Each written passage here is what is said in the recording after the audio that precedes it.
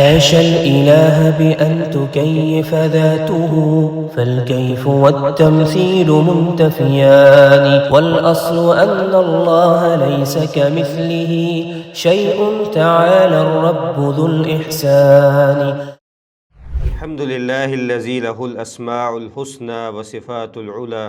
وله الحمد في الأولى والآخرة والصلاة والسلام على نبيه المصطفى ورسوله المجتبى وعلى آله وصحبه ومن اتبع الهدى اما بعد. اللہ تعالیٰ کے اسماء و صفات کے حوالے سے سیریز لیس کمثلہ شیء معرفت الہی سے بندگی کا سفر، اس کے اگلے ایپیسوڈ کے ساتھ حاضر خدمت ہے جو کہ ناجحون پلیٹ فارم سے پیش کیا جا رہا ہے۔ پچھلی ایپیسوڈ میں ہم یہ بات کر چکے کہ اہل السنہ یا سلف صالحین کے منہج سے ہٹے ہوئے وہ کون سے گروہ ہیں جو کہ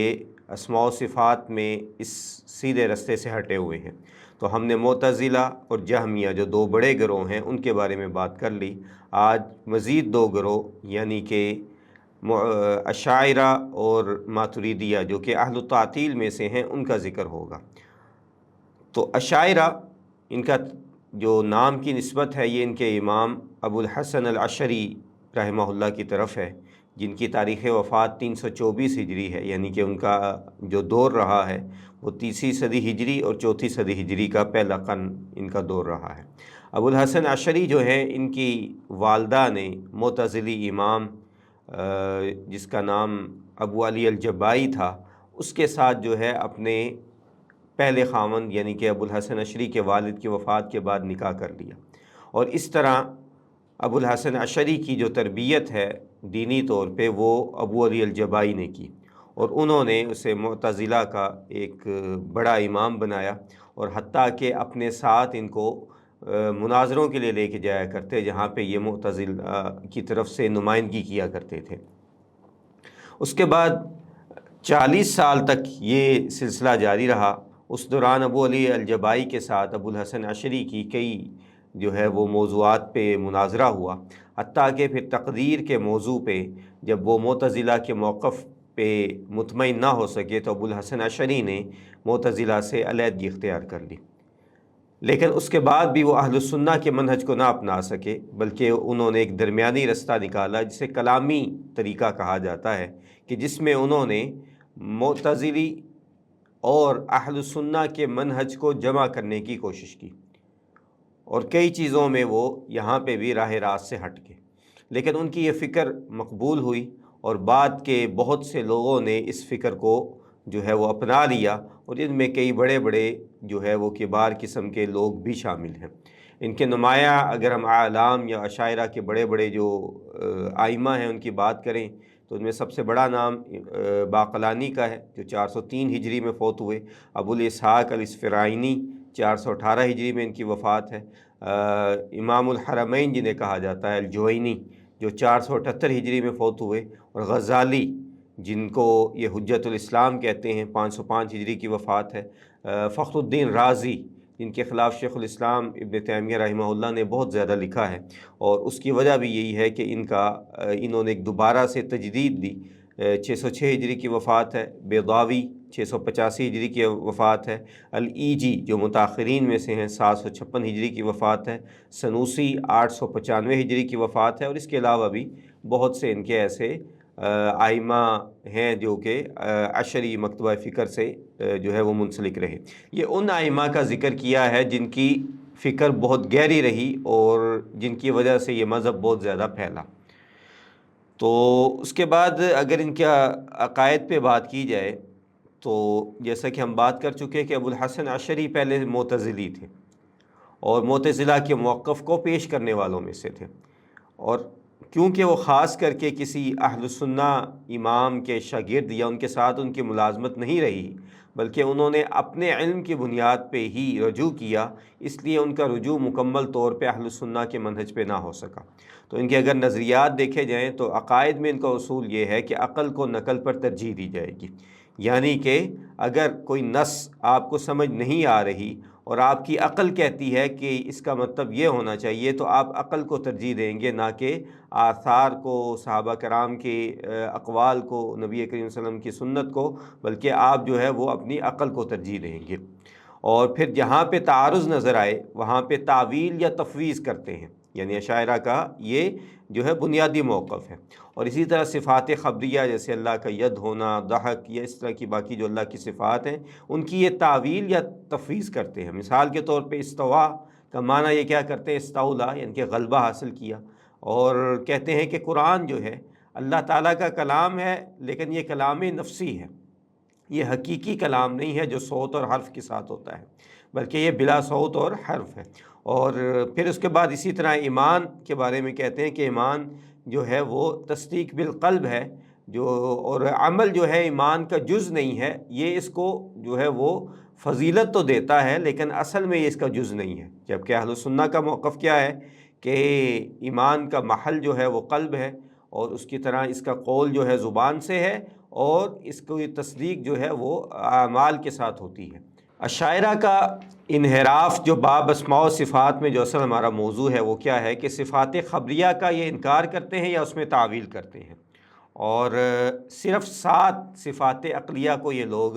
مانتے ہیں، جو کہ ہیں حیات، سمع، بصر، ارادہ، قدرت، کلام۔ بقیہ صفات جیسے کہ استوا ہے، ید ہے، وجہ ہے، عین ہے، نزول ہے، ضحک ہے، اور اس طرح بہت سی اور جو اللہ تعالیٰ کی صفات ہیں، اتیان ہے، غضب ہے، رضا ہے، تو ان میں یہ تعویل کرتے ہیں یا معنی بدل دیتے ہیں یا تفویض کرتے ہیں، یعنی کہتے ہیں کہ اس کا معنی اللہ کے حوالے ہے، جیسا کہ ہم پیچھے اس اصطلاح کی وضاحت کر چکے ہیں۔ تو کلام اللہ کی تعویل کیا کرتے ہیں کہ اللہ تعالیٰ کا کلام آواز یا حروف کے ساتھ نہیں ہے، بلکہ یہ کلام نفسی ہے اور جو اللہ کی ذات کے ساتھ قائم ہے۔ قرآن صرف مخلوق کے ذریعے ظاہر ہونے والی جو ہے وہ چیز ہے، یعنی کہ اللہ تعالیٰ نے جو کلام کیا وہ جو ہے جبرائیل علیہ السلام کو القاء کر دیا، اور جبرائیل علیہ السلام نے پہلی بار اس کو جو ہے لفظی اور صوتی جو ہے وہ کہنا چاہیے کہ اس کی تخلیق کی اور نبی کریم صلی اللہ علیہ وسلم تک پہنچایا۔ تو اصل میں وہ اللہ کا کلام نفسانی ہے، اور جبکہ جو حقیقی زبان سے جیسے قول ہوتا ہے وہ جبرائیل اور اس کے بعد نبی کریم صلی اللہ علیہ وسلم کا ہے۔ تو اسماء کے معنی میں توقف یا تعویل کرتے ہیں۔ بعض اشاعرہ اسماء حسنہ کے تحت آنے والے معانی میں بھی تحریف کرتے ہیں۔ مثال کے طور پہ رحمان یا رحیم کے حقیقی معنی پر توقف کرتے ہیں۔ المتکلم کا مطلب کہتے ہیں کہ صفت کلام ہے مگر یہ بغیر آواز کے، یعنی کہ ان کے نظریات کچھ نہ کچھ کہیں نہ کہیں معتزلہ اور جہمیہ سے مستعار لیے گئے ہیں، اور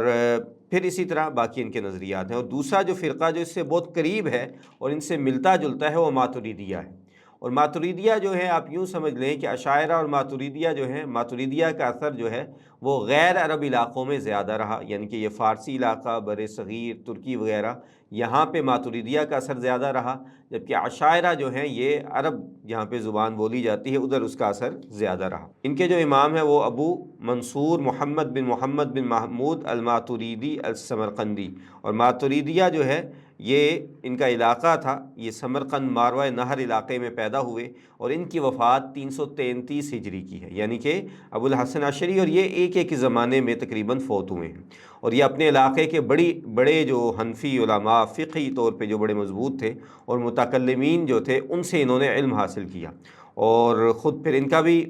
جو فقہی پس منظر ہے وہ حنفی، اور جو عقدی طور پہ یہ کلامی تھے۔ تو انہوں نے اپنی فکر کی بنیاد جو ہے عقل اور منطق پہ رکھی تھی، لیکن فقہ اور حدیث کی روایت سے وابستہ رہ کر انہوں نے معتزلہ اور جہمیہ پہ بھی بہت زیادہ رد کیا،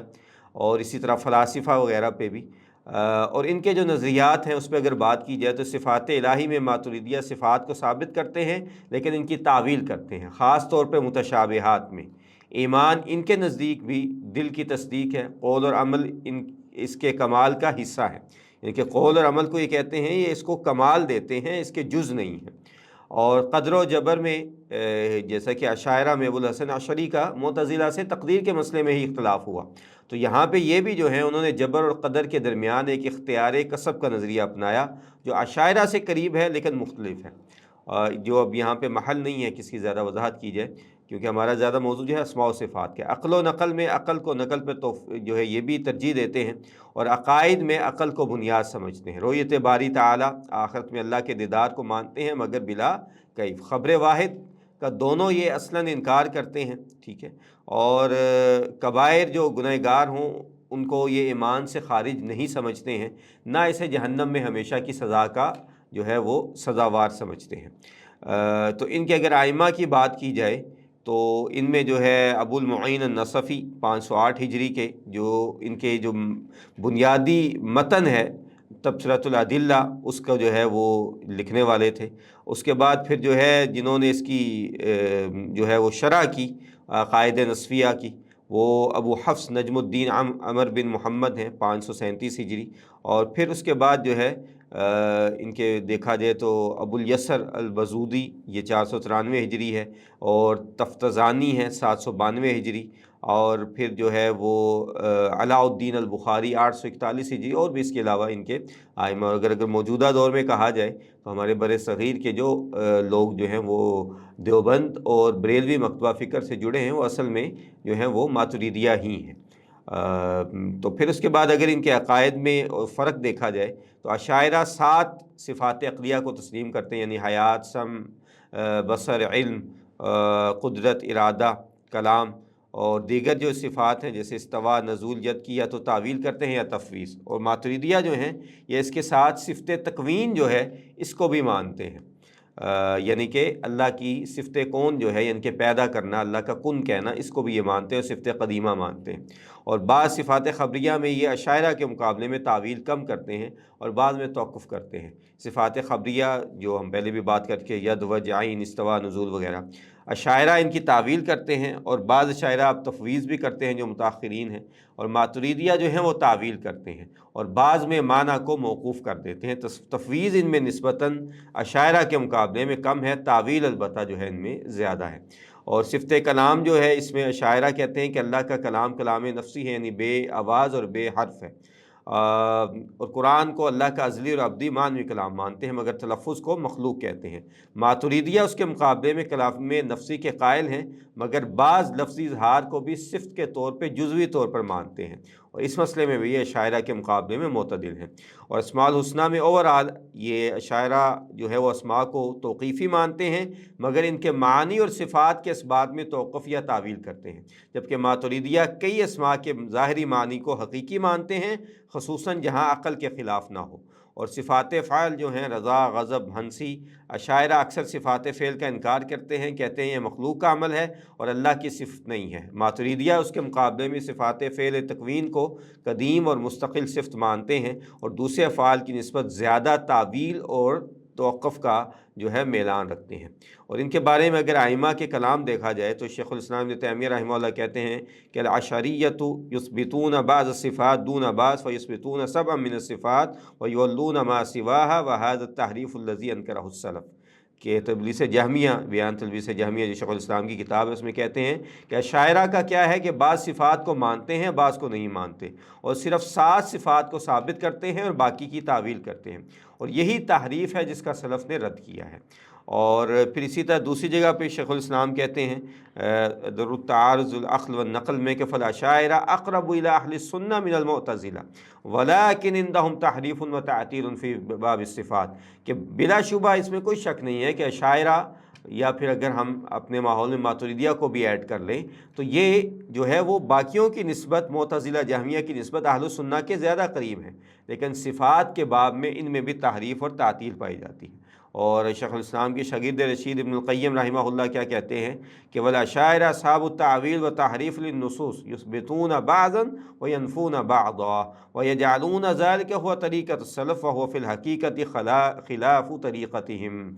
سوائق المرسلہ ان کی معروف کتاب ہے، اس میں کہتے ہیں کہ اشاعرہ نصوص کی تعویل اور تحریف کرتے ہیں اور بعض صفات کو ثابت کرتے ہیں اور بعض کا انکار کرتے ہیں، اور پھر دعویٰ کرتے ہیں کہ یہی سلف کا طریقہ ہے، حالانکہ حقیقت یہ ہے کہ یہ سب کچھ سلف کے طریقے کے خلاف ہے۔ اور اسی طرح اجتماع جعوش الاسلامیہ میں ابن القیم رحمہ اللہ کہتے ہیں کہ وَأَمَّا الْأَشَاعِرَةُ فَقَدْ أَثْبَتُوا 7 صفات وَنَفَوْا مَا عَدَاهَا وَقَدْ تَضَمَّنَ نَفْيُهُمْ لَهَا تَعْطِيلًا كَثِيرًا، کہ اشاعرہ نے صرف 7 صفات کو مانا اور باقی سب کا انکار کر دیا، اور ان کے اس انکار میں بہت بڑی تعطیل جو ہے وہ لازمی آ جاتی ہے۔ تو اس لیے جو ہے وہ اس گروہ کا اہل السنہ والجماعہ نے رد کیا، کیونکہ ان کا موقف سلف صالحین کے ساتھ نہیں ہے۔ انہوں نے کسی چیز کا انکار نہیں کیا، انہوں نے تحریف نہیں کی، انہوں نے تعطیل نہیں کی، تو جس طرح انہوں نے کیا ہم اسی طرح مانتے ہیں۔ اچھا، اس کے بعد اگر اہل التمثیل کا کہا جائے، اہل التعطیل کے جو بڑے گروہ تھے، اہل التمثیل کو اتنا جو ہے وہ کوئی مقبول موقف کبھی بھی مسلمانوں کے درمیان نہیں رہا ہے، اور یہ گروہ جو ہیں بہت کم رہے اور اکثر مفقود ہو گئے۔ تو وہ فرقے یا افراد جو اللہ کی صفات کو مخلوق کی صفات کے مثل قرار دیں، یہ اہل التمثیل ہیں، اور ان کا موقف ہے کہ اللہ کے لیے جسم، اعضاء، حرکت، جگہ سب کچھ ویسے ہی ہوگا جیسے مخلوقات کے لیے نعوذ باللہ ہوتا ہے۔ اور ان کے نمائندہ گروہ جو تھے مجسمیہ، کرامیہ تھے، اور یہ دونوں گروہ اب جو ہے وہ موجود نہیں ہے۔ کرامیہ جو گروہ تھا یہ محمد بن کرام السجستانی ایک آدمی تھا، اس کی طرف منسوب تھا، 255 ہجری میں یہ فوت ہوا۔ اور اہل السنہ کا اس کے مقابلے میں موقف بڑا واضح ہے کہ وہ صفات کو ثابت کرتے ہیں بلا تکییف اور بلا تمثیل۔ تو اگر اب ہم ان کے دوبارہ سے ایک بار دیکھیں تو اشاعرہ جو ہے یہ بعض صفات کو مانتے ہیں، بعض کی تعویل کرتے ہیں، اور یہ وہ تحریف ہے جسے سلف نے رد کیا ہے۔ معتزلہ کی نسبت اہل السنہ کے قریب ہے، مگر صفات میں تحریف اور تعطیل پائی جاتی ہے۔ اور اہل التمثیل جو ہیں یہ اس کے مقابلے میں ان کی روش یہ ہے کہ اللہ کے لیے اعضاء، جسم، حدود، جہاد اور جو ہے وہ مخلوق کی طرح باقی چیزیں ثابت کرتے ہیں، جو کہ بالکل باطل اور کفریہ عقیدہ ہے۔ اور اہل السنہ بلا تمثیل اور بلا تعطیل، یعنی کہ اثبات بلا تمثیل اور تنزیہ بلا تعطیل کے قائل ہیں، اور یہی ان کا اصولی اور جامعی جو ہے موقف ہے۔ تو اس لیے ان سب کے موقف کو جو ہے وہ ہم رد کرتے ہیں۔ تو اگر ان فرقوں کے متعلق کسی نے تفصیل سے پڑھنا ہو تو امام لالکائی کی شرح اصول اعتقاد اہل السنہ ہے، امام ذہبی کی العلو ہے، اور اس کے علاوہ سیر اعلام النبلاء میں جگہ جگہ اس کا اظہار ہے، امام بیہقی کی اسماء و صفات ہے، ابن تیمیہ رحمہ اللہ کے فتاوی عمومی طور پہ، اس کے علاوہ جو ہے بیان تلبیس الجہمیہ، تدمریہ اور در التعارض العقل والنقل، ابن القیم کی صواعق المرسلہ اور اجتماع جیوش الاسلامیہ، امام احمد کی اصول السنہ اور ان کے شاگرد الخلال کی السنہ، ابن ابی عاصم کی السنہ، یہ بنیادی کتابیں ہیں جن سے ان کے بارے میں پڑھا جا سکتا ہے۔ اللہ تعالی ہمیں صحیح اہل السنہ کا موقف اپنانے کی توفیق عطا فرمائے، اور انشاءاللہ اس کے بعد اگلی قسط کے ساتھ ہم حاضر ہوں گے۔ ابھی اجازت دیجیے، السلام علیکم ورحمۃ اللہ وبرکاتہ۔